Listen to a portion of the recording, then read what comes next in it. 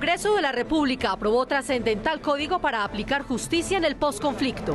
Colombia es hoy pionero en procedimientos judiciales para acuerdos de paz. Organismos internacionales celebran avances de la implementación del acuerdo de paz gracias al impulso que le imprimió el Congreso de la República. Plenaria del Senado lanzó salvavidas por más de $1 billón a la CPS de las cajas de compensación familiar. A sanción presidencial pasa proyecto de ley aprobado en el Senado que otorga beneficios a los vigilantes y mete en cintura a empresas y cooperativas de vigilancia. También quedó en manos del presidente Santos dar luz verde a ley que elimina el cobro del impuesto predial a sanandresanos de estratos 1, 2 y 3. El Congreso estudiará a partir del 20 de julio el Estatuto Raizal, que les otorga reconocimientos especiales. Congreso de la República reformó porcentajes de distribución de la herencia. Emotivo reconocimiento al presidente del Congreso, Efraín Cepeda Saravia, al cierre de la legislatura.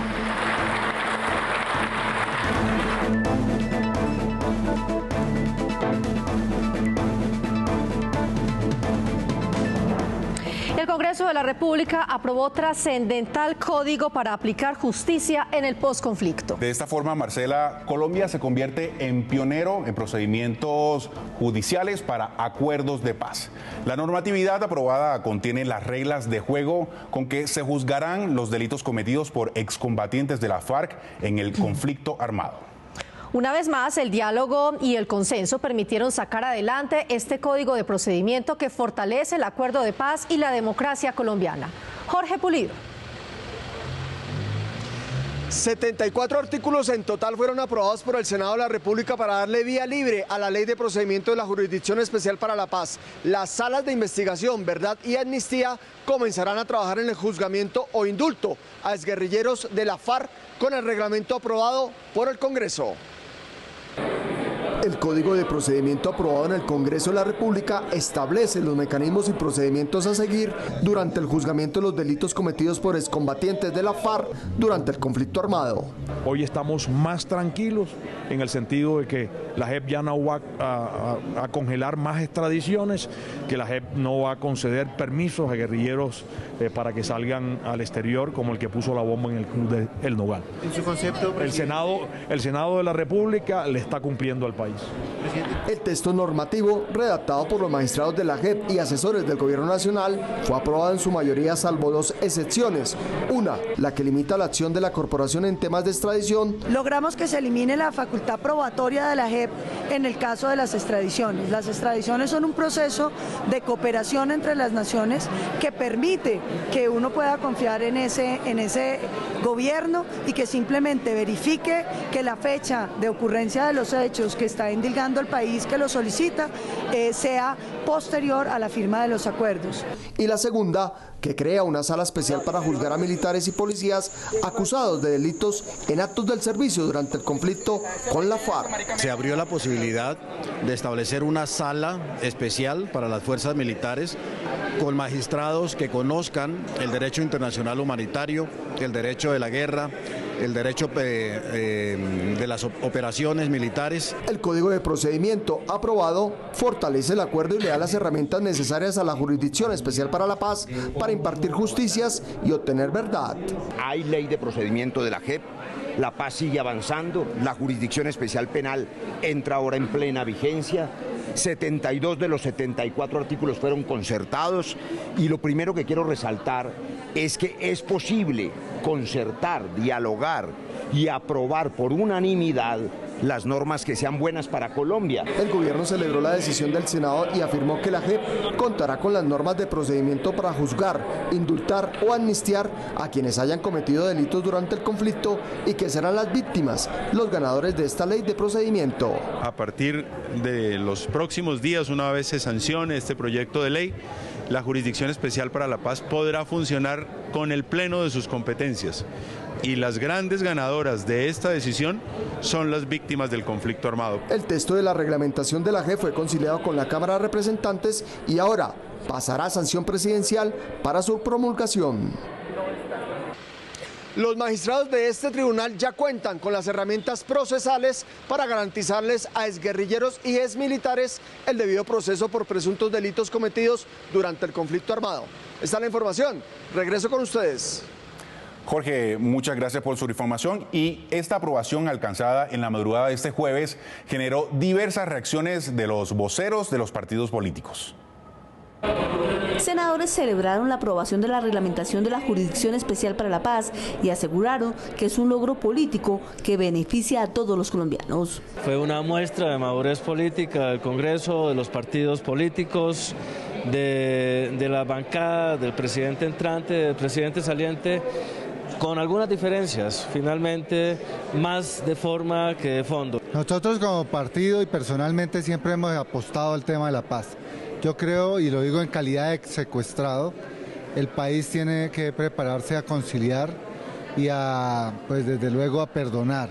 Los puntos más discutidos fue la creación de una sala especial para juzgar a la fuerza pública y la extradición. Yo les debo a los miembros de la cúpula de las fuerzas militares y de las fuerzas armadas. Ellos saben qué es lo que más les conviene a su gente. Y ellos han estado diciendo que con el diseño que hay, quedan muy bien protegidas judicialmente las Fuerzas Armadas. Muy importantes las proposiciones que se aprobaron hoy.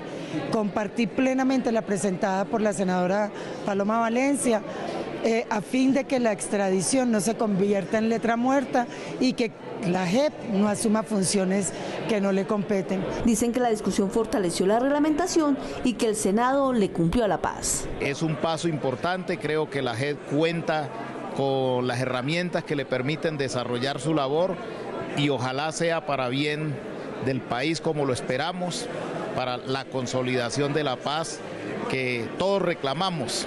Ese es un aporte, un compromiso cumplido por parte, en este caso, del Senado de la República. Con la aprobación del Código de Procedimiento Especial para la Paz, el Congreso avanza en el cumplimiento de los compromisos establecidos del acuerdo. Al cumplirse un año de la desmovilización de las FARC, organismos internacionales evaluaron el cumplimiento de las metas.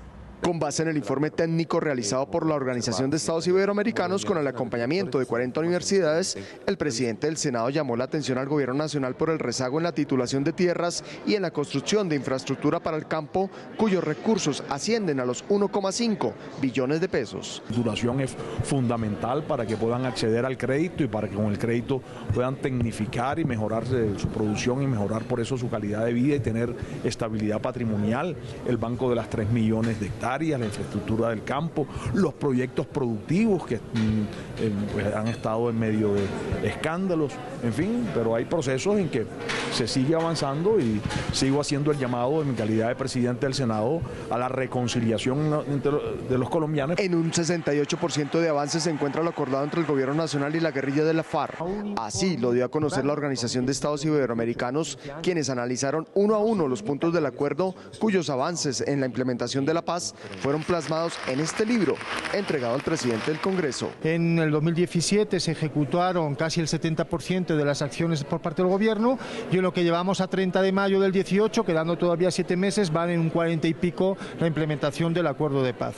Lo que desde la academia hemos visto con nuestros técnicos es que la importancia de muchos de los temas que recoge el acuerdo de paz puede ser muy importante para el país, porque estamos hablando de que una guerrilla como la FARC se desmovilice y entregue las armas, de que se desmine el país, estamos hablando de que la unidad de búsqueda de desaparecidos funcione y que aparezcan, estamos hablando también de que al campo llegue un desarrollo equitativo institucional. El informe del organismo internacional asegura que los retos de la implementación deben centrarse ahora en la aprobación de las curules de paz, el desminado humanitario, el proceso de juzgamiento, amnistía e indulto, el banco de tierras y en programas de capacitación y empleo a quienes fueron partícipes del conflicto armado por más de 50 años.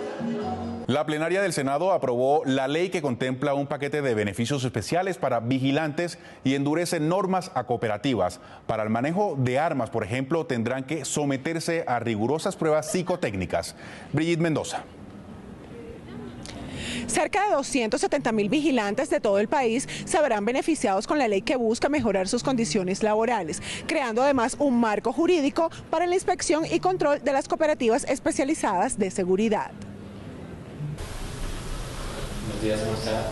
El personal operativo del sector de la vigilancia y la seguridad privada contará con un seguro de vida a las 24 horas del día, con jornadas laborales suplementarias de hasta 12 horas diarias, así como incentivos para empresas y cooperativas por la vinculación de mujeres, personas mayores o en condición de discapacidad. Aquellas empresas que contraten vigilantes de más de 45 años o mujeres van a tener unos puntos adicionales en las licitaciones públicas. ¿Qué buscamos con esto? Que al vigilante cuando tenga 45 años o más no lo saquemos, no lo excluyamos de la profesión y además también para discapacitados. La iniciativa pretende también la profesionalización de la actividad a través del Servicio Nacional de Aprendizaje SENA, con la implementación de la tecnología en seguridad. A la hora de presentar nuestra hoja de vida ya tenemos un pensum avanzado, aparte de nuestros cursos en seguridad y nuestros certificados psicosociales, que es un requerimiento de la superintendencia. Pues eso lo podemos mostrar en dado caso de querer ascender. Tener un seguro de vida a las 24 horas del día es muy importante para que más que todos nosotros, sino nuestras familias puedan estar en paz con que si en dado caso llega a pasar algo, no van a quedar desamparados. Según datos de la Superintendencia de Vigilancia y Seguridad Privada, a 2014 ejercía funciones de control sobre 740 empresas aproximadamente. Se ven diferentes tipos de casos de incumplimientos o de cooperativas que no cumplen con ninguna regulación y terminan siendo afectados siempre son las personas que se dedican a esta actividad. La ley del vigilante será una realidad una vez sea sancionada por el presidente de la República.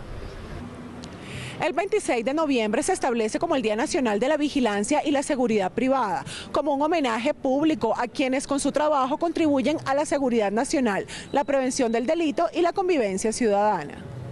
Brigitte, muchísimas gracias. En su última sesión extra, la plenaria aprobó la ley que permite a las cajas de compensación familiar trasladar parte de sus recursos para cubrir el déficit que tienen sus EPS. El proyecto es un salvavidas de 1.2 billones de pesos a 11 cajas de compensación que tienen EPS y hoy están en aprietos financieros. Se les permite que hagan un uso temporal de un porcentaje de esos recursos, sin que el gobierno deje de atender todo el compromiso que tiene en materia de protección al trabajador cesante, que es la esencia de esos recursos. Vamos a lograr que estos recursos de verdad se aprovechen para financiar de una forma óptima a las cajas de compensación familiar, que no se hizo sino darles el último salvavidas para que puedan seguir funcionando, si no iban a liquidación. Con lo aprobado, durante los próximos 5 años, el 6.5% de los recursos que están en el FOCFED, es decir, en el Fondo de Solidaridad de Fomento al Empleo y Protección al Cesante, se trasladarían a las EPS para el saneamiento de deudas en salud. Tenemos un déficit en el sector salud que no ha parado, es un déficit concurrente, todos los años se mantiene. Y este déficit, infortunadamente, donde quienes más sufren son los hospitales y las clínicas y con ello el personal que trabaja en estas instituciones. Si conseguimos y fondeamos recursos para la salud, vamos a poder evitar que no se le pague a los médicos, a las enfermeras, a los laboratorios, al personal de apoyo administrativo. Este proyecto tuvo una larga discusión en la plenaria. Para algunos senadores no era justo destinar los recursos de los trabajadores para cubrir el pasivo de las EPS. Otros hablaron de la vigilancia que se debe tener a la hora de dar estos recursos. ¿Qué me preocupa? Que se vayan a cubrir estos pasivos de malos manejos con plata de los empleados. Y que vaya a pasar lo que hoy está pasando en Medimás con las observaciones que se hizo el Contralor y el Procurador frente a este tema. Una vez las cajas de compensación hagan el traslado de los recursos, el Ministerio de Salud y la Superintendencia de Salud deberán vigilar que estos dineros de los trabajadores sean bien destinados. En las últimas horas, el Congreso reformó las cuotas de repartición de una herencia familiar. A la hora de redactar el testamento, se podrá ampliar la participación para los herederos. Actualmente los colombianos solo pueden disponer libremente del 25% de sus bienes a la hora de realizar su testamento. El resto, según reza la ley, es para sus herederos legitimarios, que por lo general son su cónyuge, hijos, padres o hermanos. Pero a partir del 1 de enero del 2019, quien realice su testamento tendrá la libertad de disponer del 50% de sus bienes para heredarlos a libre albedrío. Permite a la persona tener mayor libertad al momento de tomar decisiones sobre a quién le debe corresponder su masa herencial. Es que lo que antes existía era una cuarta de mejoras, es decir, que tenía que mejorar alguno de los legitimarios. Ahora, simplemente si él quiere mejorarlo con el 100%, él verá cómo lo hace. Y eso me parece que es una expresión lógica dentro de la libertad que debe tener alguien para disponer de sus bienes. Nosotros queremos que la mitad sea la legítima rigurosa, que vaya para los legitimarios, los hijos, por ejemplo, y la otra mitad sea de libertad absoluta. El proyecto también dará libertad a los dueños de predios rurales cuya extensión es inferior a 4 unidades agrícolas familiares a no dividir su bien entre sus herederos legitimarios. Indiscutiblemente que de generación en generación, dividida la tierra, la gente se empobrece mucho más y se trata de consolidar precisamente lo que se llama una fuente de alimento, una fuente de riqueza. Este proyecto, que pasará a sanción presidencial, no será aplicable a testamentos que hayan sido depositados en notarías antes del 31 de diciembre del 2018. Para el año 2030, la industria en Colombia tendrá que reducir en al menos un 20% la emisión de gases contaminantes. El Senado aprobó la ley para reducir el impacto del cambio climático. Luz Amparo Díaz. La ley contempla entregarle herramientas a las diferentes entidades del gobierno para que desarrollen proyectos enfocados en mitigación y adaptación al cambio climático, promoción y uso de energías limpias, así como los mecanismos de financiación de estas tareas. La propuesta es ejercer un mayor control a la industria sobre la emisión de gases contaminantes. El Sistema Nacional de Cambio Climático contará con mayores recursos y facultades para optimizar las funciones de control y vigilancia a los diferentes agentes contaminantes. Se entregan unas facultades al gobierno por 3 años para implementar todo el Sistema Nacional de Cambio Climático, los consejos nacional, territoriales y sectoriales de cambio climático, y rendir unos informes a la plenaria. Las corporaciones autónomas regionales, el IDEAM, parques nacionales, se encargarán de aportar los elementos necesarios para reglamentar y verificar el sistema de monitoreo de bosques y carbono en todo el país. Se establecen los cupos de emisiones o mercados de certificados de carbono, que va a ser obligatorio con base en unas subastas que desarrollará el gobierno nacional. Esos recursos irán obviamente a poder fortalecer la financiación de proyectos de adaptación a cambio climático. El compromiso es proteger los páramos, preservar y ampliar la extensión de bosques y vigilar el cumplimiento de las metas de la industria en la reducción de gases contaminantes. Habrá estímulos tributarios a quienes cumplan y multas millonarias a las empresas que contaminan. El compromiso es reducir en al menos un 20% la emisión de gases contaminantes en el sector industrial en un plazo máximo de 12 años. Luz Amparo, muchísimas gracias. Y comprometidos con la protección del medio ambiente, la ley de páramos, que fue aprobada durante las sesiones extraordinarias, protegerá con especial énfasis a los habitantes de las zonas de influencia en los 31 páramos del país.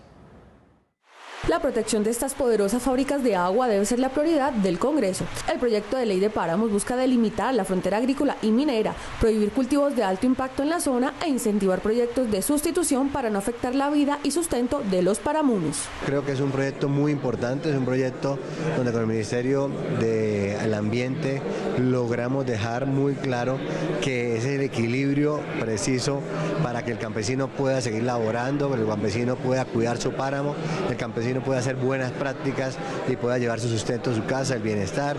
Yo vengo del páramo del Almorzadero y páramo Santurbán. Campesinos y mineros de estas regiones llegaron hasta el Senado para manifestar su apoyo a esta iniciativa siempre y cuando las autoridades les garanticen condiciones mínimas de trabajo y habitabilidad. La ley de páramos busca que quienes habitan las zonas de influencia se conviertan paulatinamente en los llamados gestores de páramos, con acciones de conservación que serán financiadas con recursos de la Agencia Nacional de Tierras y la Unidad de Planificación Rural. Este es un proyecto que intenta mejorar un poco el trámite de la protección de los páramos, pero teniendo en cuenta a la gente.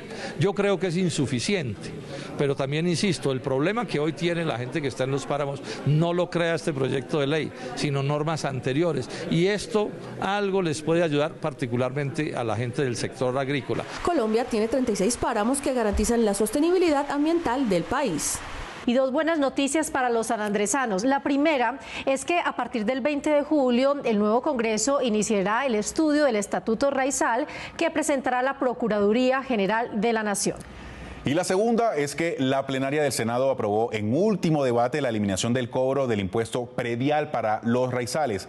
La ley será efectiva tan pronto el presidente Santos le dé el visto bueno. El beneficio aplica para todos los sanandresanos de estratos 1, 2 y 3 de todo el archipiélago. Es decir, que los de Providencia y Santa Catalina tampoco tendrán que pagar el impuesto predial de sus viviendas. Es un derecho que tienen las comunidades étnicas minoritarias en Colombia, ya lo tienen algunas comunidades afrodescendientes y algunas comunidades indígenas. Es trasladarle ese mismo derecho a las comunidades raizales de San Andrés. El gobierno asumirá dicha obligación una vez se promulgue la ley. La iniciativa hace parte del principio de igualdad entre las comunidades étnicas del país que ya cuentan con el beneficio.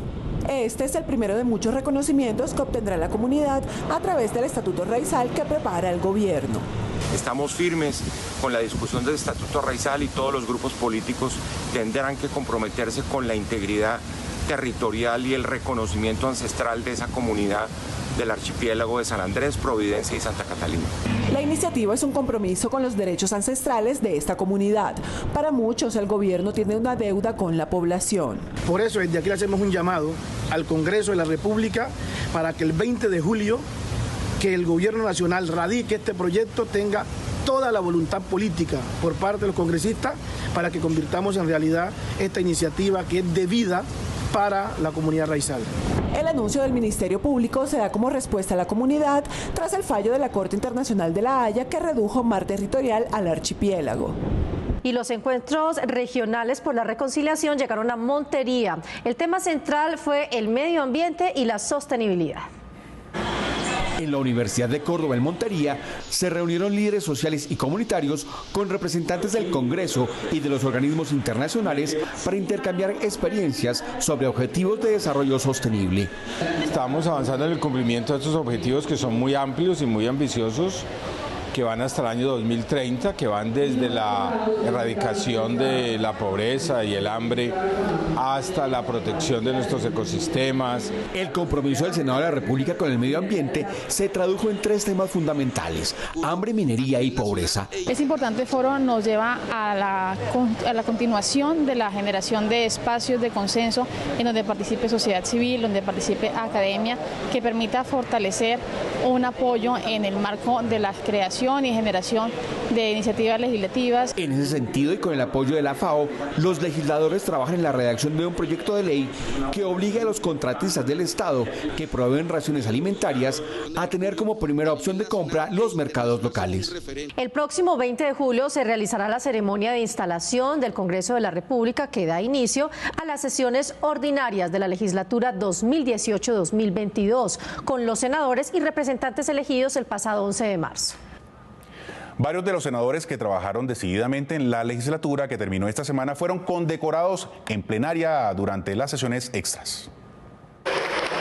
La plenaria del Senado exaltó la labor de los senadores Juan Manuel Corzo, Antonio Correa, Juan Manuel Galán, Luis Evelis Andrade, Marco Avirama, Sofía Gaviria, Guillermo Santos, Rosemary Martínez, Susana Correa y Mauricio Aguilar. Congresistas que también se despiden del legislativo recibieron la orden del Congreso de Colombia en grado de Gran Cruz con placa de oro. Y en un hecho sin precedentes en los últimos años, la plenaria del Senado le rindió homenaje al presidente Efraín Cepeda Saravia. Voceros de las diferentes bancadas resaltaron el buen manejo que le dio a la corporación. Y con esta nota los invitamos a nuestra emisión de la próxima semana. ¿Nos vemos, Marcela? Claro que sí, nos vemos. Y ya estamos en octavos.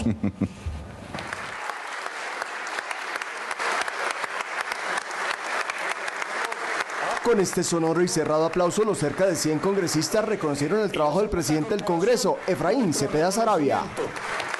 Destacaron la imparcialidad, liderazgo y disciplina del senador conservador en el manejo de las plenarias, donde las garantías a la oposición estuvieron siempre en el orden del día. Una presidencia garantista, ordenada, disciplinada, en momentos de muy difíciles para la asistencia. Usted nos convocó, la campaña no fue óbice para que usted exigiera que el Senado se reuniera. Voceros de los diferentes partidos políticos exaltaron el compromiso permanente del senador Efraín Cepeda frente a la presidencia del Senado. Todos los congresistas estamos hoy henchidos de placer de haber tenido a un presidente realmente garantista, un presidente serio, en el ejercicio de sus funciones a carta cabal. Y eso se debe fundamentalmente a esa cordura, a ese equilibrio con que usted muy bien llevó esta sesión. De manera que felicitarlo como siempre y desearle los mejores éxitos. Los diferentes sectores reconocieron esta presidencia de Cepeda Saravia como la más destacada en la legislatura 2014-2018. De nuevo, mil gracias por sus acompañamientos, por sus decisiones, pero también por el respeto con que nos atendió a todos nosotros. Por lo tanto, y antes de finalizar, quiero pedirle a mis colegas un fuerte y sonoro aplauso de reconocimiento a su señoría.